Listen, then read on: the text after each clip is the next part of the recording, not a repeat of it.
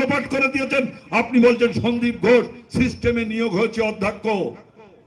আপনার কাছে আপনি নাকি কিছু জানতেন না। আপনাকে শেখ আক্তার আলী আজিকরের ডেপুটি সুপার আপনাকে তো জানিয়েছিল যে এখানে চুরি হচ্ছে, এখানে বডি পর্যন্ত বডি বিক্রি হয়ে যাচ্ছে, লক্ষ লক্ষ টাকার গরিব মানুষের ওষুধ পাচার হয়ে যাচ্ছে, নিম্নমানের ওষুধ কিচ্ছু করেনি। স্বাস্থ্য দপ্তরকে জানিয়েছে। সেই আক্তার আলীর জায়গা হলো কোথায়?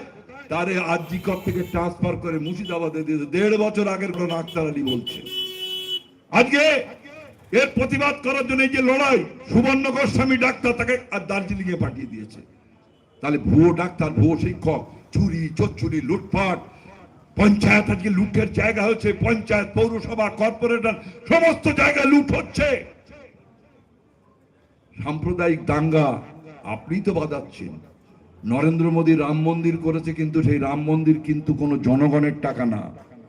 মমতা ব্যানার্জি একটা ধর্ম নিরপেক্ষ রাষ্ট্র। আর্যিকরের ঘটনায় শুভেন্দু অধিকারী খুব লাপাচ্ছিল।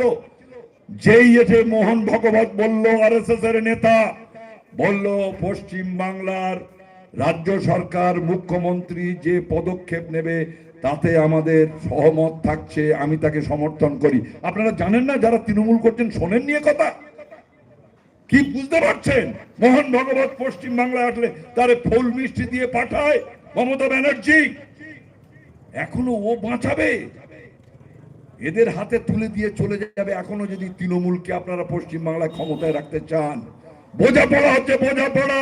অভিষেক ব্যানার্জি ধরা পড়বে না, মমতা ব্যানার্জি ধরা পড়বে না। কোটি কোটি টাকার খেলা। 116টা আপনার 46টা বিধানসভা মুসলিম ভোটের উপরে নির্ভর করতে হয়, 16টা লোকসভা মুসলমান ভোট। সেই ভোটের উপরে 3 বছর পরে এখন ফুটপুরা শরীফে আবার কোত্থেকে হিজাব বার করেছে, সে ওখানে গেছে। এখনো যদি না বুঝতে পারেন কিছু করার নেই। আপনাদের বুঝতে হবে মমতা বন্দ্যোপাধ্যায়কে। আজকে আরএসএস দ্বারা পরিচালিত যে কথাটা বলছিলাম, রাম মন্দির হচ্ছে জনগণের টাকায় না, ট্রাস্টির টাকায়। আর মমতা ব্যানার্জি 200 কোটি টাকার উপরে কালী মন্দির সংস্কারের টাকা দিয়েছে। জগন্নাথ মন্দিরে প্রায় 222 কোটি টাকা দিয়ে জগন্নাথ মন্দির অন ক্যামেরা বলছি তো। 25 কোটি টাকা মায়াপুরে। আজকে দক্ষিণেশ্বর মন্দিরে 240 কোটি টাকা। দুর্গা পুজো করার জন্য 1800 কোটি টাকা। প্রতিটি পদে পদে আপনার আমার ট্যাক্সের টাকা মমতা ব্যানার্জি কোটি কোটি টাকা দিয়েছে। কার টাকা? ওর বাপের টাকা।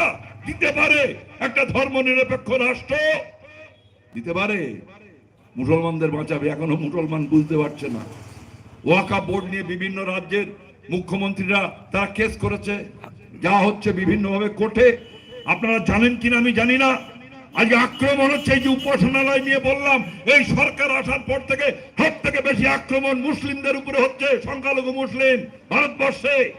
এরা আজকে তাদের মান মর্যাদা জীবন তারা আজকে বাঁচাবে কি করে, সেটাই হচ্ছে প্রতিটি পদক্ষেপ। উপাসনালয় আজকে তাজমহলের নিচে রয়েছে আপনার শিবলিঙ্গ।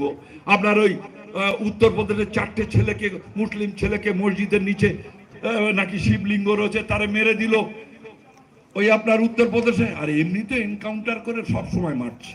তো যাই হোক, সেই জায়গায় দাঁড়িয়ে সুপ্রিম কোর্টের একটা রায় আছে, 1991 সালের আইন আছে দেশের। সেই আইনে বলা আছে 1947 সালের 15ই আগস্টের পর যেখানে যে উপাসনালয় যে ধর্মের আছে সেই স্থিতিবস্থা বজায় থাকবে। সে যদি কোথাও মন্দির ভেঙে মসজিদ হয়, মসজিদ ভেঙে মন্দির হয়, গির্জা ভেঙে মন্দির হয়, যা আছে 1947 সালের 15ই আগস্টের পরে সেই অবস্থা থাকবে। আর প্রতিদিন আপনার লোয়ার কোর্ট আর হাইকোর্ট বলছে খুঁজে দেখো, সমীক্ষা করে দেখো, আবেদন করছে আরএসএস এর পক্ষ থেকে, হিন্দু মহাসভার পক্ষ থেকে, আর কোর্ট রায় দিচ্ছে। আপনারা কিছুদিন আগে জানেন এলাহাবাদ হাইকোর্টের বিচারপতি, ওখানেও আরএসএস, এলাহাবাদ হাইকোর্টের বিচারপতি, সে বলছে কাঠমোল্লা আরএসএস এর মিটিং এ গিয়ে মিটিং করছে, এদেরকে সরাতে হবে, এদেরকে রাখা যাবে না, এরা হচ্ছে ভারতবর্ষের শত্রু। একজন হাইকোর্টের বিচারপতি। আমরা যারা লাল ঝান্ডা করি, সারা পৃথিবীতে লাল ঝান্ডা আছে, কোন আহম্মক বলে লাল ঝান্ডা নেই? সারা ভারতবর্ষে লাল ঝান্ডা আছে। পৃথিবীর 46টা দেশে বামপন্থী লাল ঝান্ডা সরকার আছে, 5টা সমাজতান্ত্রিক সমাজ ব্যবস্থা আছে।